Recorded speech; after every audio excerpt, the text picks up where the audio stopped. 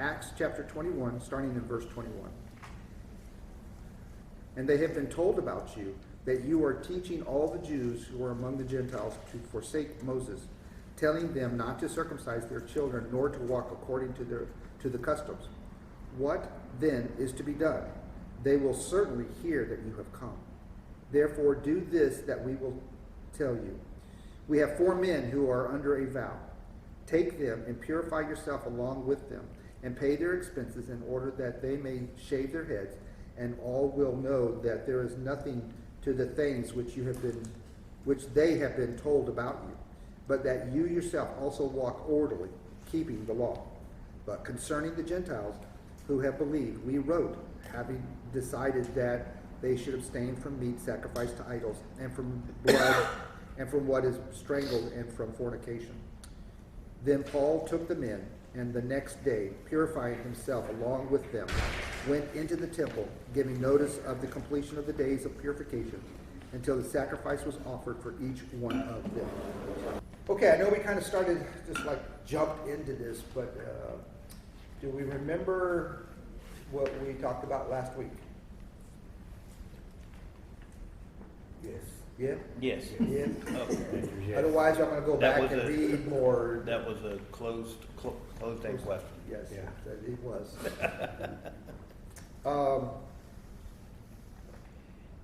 So the people that are talking here are Peter, I'm sorry, not Peter, sorry, James, and talking to Paul is what's happening here. And James is trying to warn, maybe, caution Paul about coming. Oh, hey, thanks for coming to Jerusalem. I think maybe that's not a good idea for you to be here, kind of thing. Why is there a problem with Paul showing up to Jerusalem? Paul's been witnessing to the Gentiles, and there's a perception among the Jews that Paul is having them forsake all the laws of Moses in converting the Jews. Right. And that reputation seems to have been following him around his whole missionary journey, because we seem to see all the time him being chased, by all of the law zealots that are there. Part of the problem also is that he's now with Jews, and their perception is that Paul is trying to get the Jews not to follow the law also, Right. which is I think probably their biggest problem, which is what we're going to see. Yeah. Right. Yeah, I think Coming up. the key is not just Jews. We're talking Christian Jews here. Right. That's what we have to remember. Yes, Christian Jews. yes. That's, it's a splinter in the early church that people don't realize. They were growing and they were learning. So how could you relate that to today? I was thinking last night about if we had Southern Baptists,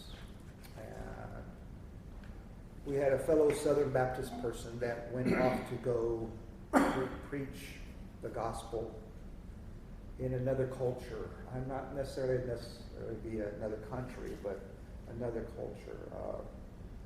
Culture of modern day stuff, homosexuality, culture of transgender enforcements or whatever. Think of a piece of our society that we wholeheartedly do not agree with in any shape.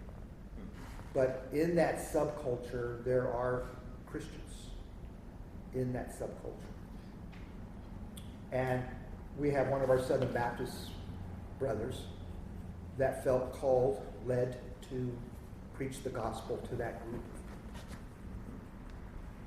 Would there be our hesitation of encouraging that brother to do that? Because would not he be compromising his beliefs by associating with people that we wholeheartedly do not agree with in any form? Well, it's interesting. I think I got 3 different answers to that. If it's like a homeless, or I'll use the word homeless, mission, like going down to feed the homeless and help provide for them and give them blankets and, you know, that to me is, it's a subculture, but there's nothing wrong with being homeless. I'll say it kind of loosely. But if we went into an LGBTQ or whatever the subculture you're I talking about. challenge you to find all the letters. Yeah. You could argue that you can't be a Christian in that culture. Just laying it out there, just loosely say it. So, you know, you mentioned about if there are Christians in that culture, but yet there are some people who think they're Christians but are living that lifestyle, or maybe are Christians because it's a relationship with Jesus, but are living in that what we would consider a sinful lifestyle. Where during this time, being a Gentile had nothing to do with your religion, it was just a fact. From a cultural, you're either born a Jew or you're not, you know, whatever that's called, not religious, genetic or whatever it is. So that it's hard to draw an exact parallel, but your point's well taken, because there's a lot of people that say, like, you can't go to the LG whatever community and you can preach to them to try to bring them out of that culture, but you can't go in there and say, well, what you're doing is okay and you don't need to follow all these other rules, or you can still be an LGBT thing, but just follow Christ. It's so counter, at least in my loose thinking, you can't do that. And I think that's probably similar to what the point you're trying to make, is that the Jews can't fathom how you can convert these people. In this case, the Gentiles. And there's the rumor, and I think maybe you said it, is that he's not just talking to the Gentiles, he's also talking to the Jews over there. Because Paul never has said, you as a Jew don't have to follow the law, because he follows the law. It's the Gentiles who says, no, you don't have to be circumcised, and you don't have to do all this stuff to become a Jew. You can skip that and go straight to Christianity, so to speak. Not even use that terminology. It's an interesting concept. But I think there's so many misconceptions in the accusers, or the people that are saying the negative. But like I said, I'm kind of going in circles, but It's the same thing they accused Christ of. yeah. Right? I mean, he hung around with sinners, right? It's the same thing. How dare you hang around with, don't you know the people you're hanging around with? Yeah. You know, it's all about what's the intent of your heart, you know, which is, I mean, I have the guy that led me to Christ. He's like a lot of us grew up Catholic, right? So he feels that he's being led to go back to minister to Catholics. So he goes back to the Catholic Church, goes to the men's Bible studies and everything, and tries to enlighten them into what, more of the truth than they usually get on Sunday morning. So you say he takes the Mass and all the other sacraments that to be a good Catholic you have to do? No. See, No, I'm not saying that he does. That's my point. I don't know. Is, I don't know. Is the same thing with the Jewish culture. Wait a minute, are you in a culture or subculture that you're doing that? Right. You know, What did you just say? Does he do the what? I didn't The hear. Mass. Sacraments. The sacraments. Mass and the. Oh, Mass. Yeah. I thought I heard a different word. Right. So. And it's not that you do them. Again, even with Paul, what you said, you got to understand something. It's all right to keep the law, just don't tie it into salvation. Right. That's what Paul always did. Exactly. Paul kept the law, but not tied it in salvation. Yeah, So exactly. let's say a Roman That's the Catholic. I difference. talked to Yes. many Roman Before Catholics. salvation, when Yeah. And Roman everybody- Catholics, listen, we all come from that background. I know Roman Catholics that I led to But Christ. some of us do. Some of Others us are do. not. some of us are totally lost. Yeah, some of them listen. Look, they're in there to win souls. They'll tell you straight to face. It has nothing. Sacraments, I don't tie it into salvation. Right. You know, I think a better comparison with this, I think you hit the point. Let's say Baptist. Let's say that you go out Howard and you go to a different culture, but you're a Southern Baptist.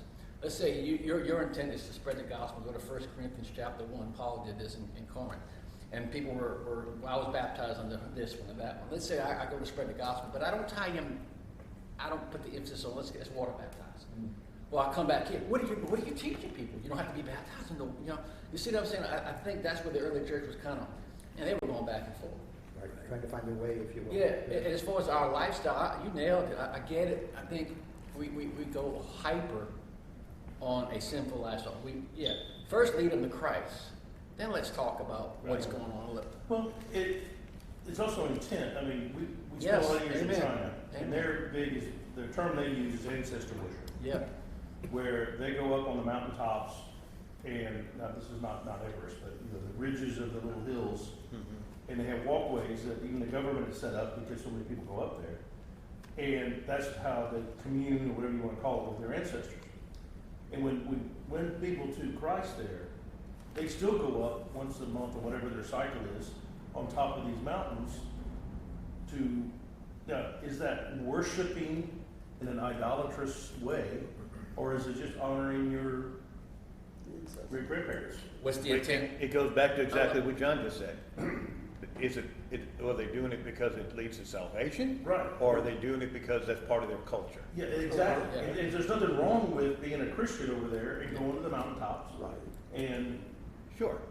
remembering their great grandparents Yeah, and exactly. teaching their grandchild or their child, Yeah. hey, did you know great granny? You didn't know her, but she was a great lady, Right. So there's nothing wrong with that, but it's the intent, yeah. The heart. And only, heart. you know what? Who knows the heart? God does. We don't. I get it. We need to just, I understand we got to stick back. I'm with you. But man, we got to be careful. Well, why not? Because look at this. This tells you why you got to be careful. And so, however, the people who are observing other people's actions tie it into salvation, righteousness, justification, however you want to look at it. Everyone that was looking at what Paul was doing was tying it into, they were connected. And Paul's struggle was to try to figure out a way to break that connection, to understand that the law was not meant for one thing, and the law was not meant for everything. It was meant for a certain purpose and only. Right. Here, Yes. and Christ came to fulfill that. Right. But James and those, and Peter as well, not this in this verse, James especially. were trying to help Christ.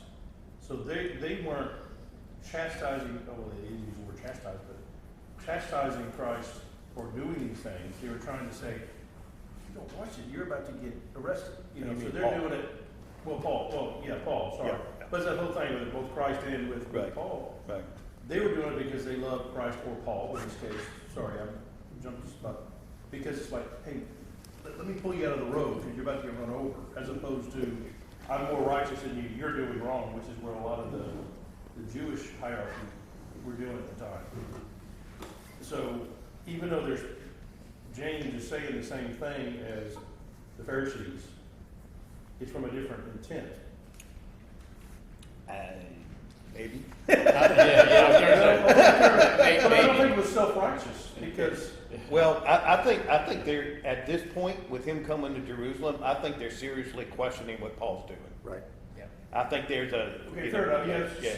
I Some think of this- them, but I think there Yes. is a subtlety that is not necessarily everyone. No, Yeah, no, some I, of I agree, but I think there is definitely a A question. lot of- of them were glad to Explain see what Paul you're doing. come, Yeah. and he had brought money for him. Yes. And that's where he started putting the church to death and all, and he was helping them by bringing the money.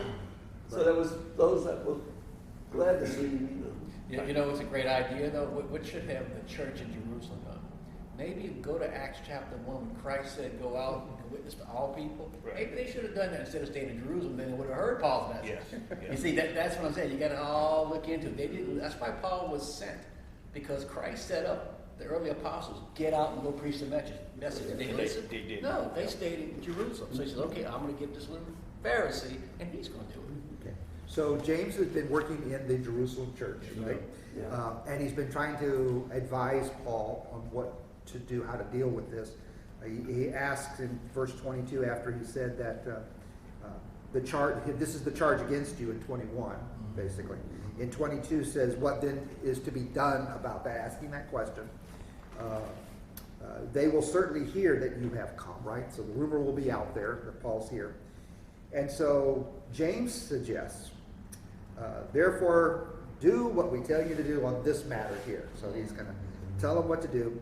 And so he gives this what might seem a little odd here. We have 4 men who are under a vow. Okay, so that starts a whole thing here. What is this vow, first off? Let's get that in our head. Probably like a Nazarene. It's exactly right. That's Yeah, exactly it is exactly right. It's the Nazarene. Back in Numbers, they described with the Nazarene oath, and part of that was very ritualistic actions that you took to externally express what's happening internally to you, and the vow that you're taking. Externally, like shave your head, those kinds of things. You wear particular kinds of Purification. clothes. Purification. Certain foods you don't eat, you do eat, that kind of stuff. And that's this whole process. And sacrifices, particular sacrifices that you do. It's very costly.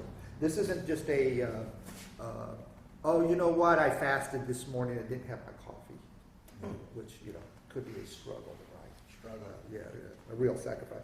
It's not of that level. This is a serious thing. And what is the point of James suggesting you do this? When I read this, it seems like he's telling, look, this is going to help clarify your point, because there's maybe a lot of disinformation around you that people are mad at you. This is going to help clarify what we're doing here and help you make your point. That's what I get out of it. Excellent. Go ahead. It seems a little blunt the way it's written in here, but it really does seem like it's a call for unity. And instead of trying to explain everything, why don't you just let your actions explain Yeah, your actual position? yeah. That's a great point. Paul could have kicked his heels and said, no, I'm not doing it. And that was my next question is, why did Paul go this way with it? Yeah. Yeah, because Paul could have said, well, that whole oath thing is dumb. Why would I want to participate in that? Right. Which is I think he was bowing to their culture to a certain degree, not only bowing in it as in compromising. yes. But I think he was saying, this is the cultural thing I need to do to Absolutely. get them to, and it is no skin off my back. Right. Paul was still with you, y'all. Yeah. Paul loved the law. If it had been with the a lifestyle. Gentiles, whatever their customs would have been, Yes. that wouldn't violate his beliefs. He could go with that to, Yes. so they would, but, hey, let's listen to He the knows, I guys. said, and they wanted him to pay the cost. Sure. And for 4 guys, that's probably a chunk of change, relatively speaking. Yep. And I think, and I can't help but my cynicism think this is another money grab by the church, not so much to get the cash, but it's all brought up, you got to do your penance, you got to pay your tolls. Well, you got to remember though. But yeah, It's a but you culture gotta, thing, but- yeah, but it is. You see, you got to remember now. We got to see why all this is being done. This is, and if you go back to all this is a purification act, so you can retain and go back in God's presence. We got to understand that's what this is really all about.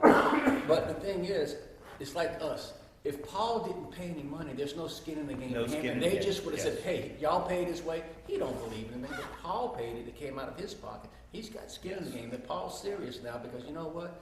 Yeah, I'm teaching the Gentiles, but I still observe the law of my traditions of my fathers. And it's written all through the book of Acts. And go to all Paul's letters. He never once says, the heck with the law, blah, blah, blah. He says, the heck with the law when it comes to salvation. Right. But Paul still ties in a lot of his traditions with his fathers. Yeah. So excellent point. Let's go to one of his letters. 1 Corinthians chapter 9. And I know this is going to be lengthy. I don't normally like to do the whole thing. Who would like to read chapter 9? Who's got the breath to do all that? And if you do, pay attention to things like verse 1, verse 19, 15, verse 20, was 22, 23. These are some particular verses I would like when you read it. Who would like to read? I'll read it. Go ahead. You want to do it, Matt? Go ahead. Sure. Okay. Am I not free? Am I not an apostle? Have I not seen Jesus our Lord? Are you not my workmanship in the Lord? If to others I am not an apostle, at least I am to you, for you are the seal of my apostleship in the Lord. This is my defense to those who would examine me. Do we not have the right to eat and drink? Do we not have the right to take along a believing wife, as do the other apostles and the brothers of the Lord in Cephas? Or is it only Barnabas and I who have no right to refrain from working for a living? Who serves as a soldier at his own expense? Who plants a vineyard without eating any of its fruit? Or who tends a flock without getting some of the milk? Do I say these things on a human authority? Does the law not say the same? For it is written in the law of Moses, you shall not muzzle an ox when it treads out the grain. Is it for the oxen that God is concerned? Does he not speak certainly for our sake? It was written for our sake, because a plowman should plow in hope, and a thresher should thresh in hope of sharing in the crop. If we have sown spiritual things among you, is it too much if we reap material things from you? If others share this rightful claim on you, do we not even more? Nevertheless, we have not made use of this right, but we endure anything rather than putting an obstacle in the way of the gospel of Christ. Do you not know that those who are employed in the temple service get their food from the temple, and those who serve at the altar share in the sacrificial offerings? In the same way, the Lord commanded that those who proclaim the gospel should get their living by the gospel. But I have made no use of any of these rights, nor am I writing these things to secure any such provision, for I would rather die than have anyone deprive me of my ground for boasting. For if I preach the gospel, that gives me no ground for boasting, for necessity is laid upon me. Woe to me if I do not preach the gospel. For if I do any of this of my own will, I will have a reward. But if not of my own will, I am still entrusted with a stewardship. What then is my reward? That is in my preaching, that I may present the gospel free of charge, so as not to make full use of my right in the gospel. For though I am free from all, I have made myself a servant to all, that I may win more of them. To the Jews I became a Jew, in order to win the Jews. To those under the law I became as one under the law, though not being myself under the law, that I may win those who are under the law. To those outside the law I became as one outside the law, not being outside the law of God, but under the law of Christ, that I might win those outside the law. To the weak I became weak, that I might win the weak. I have become all things to all people, that by all means I might save some. I do it all for the sake of the gospel, that I may share with them in its blessings. Do you not know that in a race all the runners will run, but only one receives the prize? So run that you may obtain it. Every athlete exercises self-control in all things. They do it to receive a perishable wreath, but we an imperishable. So I do not run aimlessly. I do not box as one beating in the air, but I discipline my body and keep it under control, lest after preaching to others I find myself should be disqualified. Thank you. Good job for all that. So did you catch those whys that Paul does here, and how we put that back in context to 18 here? Why did he do this Nazarene vow? Yes, he was a Jew. Yes, that was his whole goal anyways. But it was for purpose, right? It wasn't for conformity, right? It wasn't for the sake, well, I'm just going to do it because, tradition says I have to do that, but for a point. So I ask that question of you and to each one of us. Why do you do the things you do in your religious observations? Why do you go to church every Sunday? Why is that important? I mean, you can be saved without going to church every week, right? To worship. You can be saved without worshiping? Technically. I mean, why? The early church met on Sunday. Yeah. On the Sabbath, Jesus was still in the grave dead, but on Sunday he came to life, and so they met. We just That's why we did it on Sunday, right? We got to meet on Sunday, get together. They talk about corporate worship, and that's the whole idea. But removing your need for your preferences, trumping the gospel being preached. Like there's certain people who will not go to certain churches because of the style of music. Not that the music is not God praising, but just the style is not their preference. The preferences, cultural things of Paul, he says it's irrelevant compared to the message that we're trying to send here. So removing your the necessity that your preferences are all met for the sake of being part of a God-preaching church. That seems to be like the overarching message I'm seeing from it. He probably gave the gospel to those 4 guys. His purpose, to share the gospel, whatever he was. Why did Paul, knowing that the law did not save him, continue to do the things, the law? It's because Paul felt that those things kept him in line and kept his life going in the direction that it needed to go towards Christ. Discipline his body. It did, yeah, and I think all of us, if we pay attention to what the Holy Spirit speaks to us, we go through times in our life when the Holy Spirit will call us away from things and to things, giving up habits, giving up things, maybe even taking people out of our life that cause us to fall away and not be directed towards Him. Now, those things don't save us, right? But they point us in a direction which draws us closer to Christ. They help us to be sanctified, to not to take away those things in our life that prevent us from taking that step forward. That next step. Doesn't affect our salvation, but draws us closer in a closer relationship with Christ. The fancy Bible word we use is discipleship. Yeah, We sure. disciple, we have to be discipled. Yeah. We have to be trained we have to be somehow trained to follow Christ consistently. To be saved is one thing. Praise the Lord, you're saved. But if you're also not following Christ, James would have said, and he says in his book, it's worthless if you don't put both together. Right.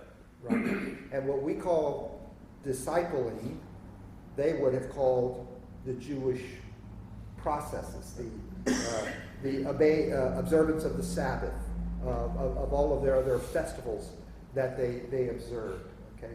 And a lot of their festivals, they passed to generations. Right, but it was all That was about the discipleship. that them discipling, them learning and maturing in whatever it is that they're maturing in. In this case, it's Christ. Yeah, what are we called to do? Spread the gospel, but also, I think so many times we forget this, we're supposed to be living sacrifices. Yes.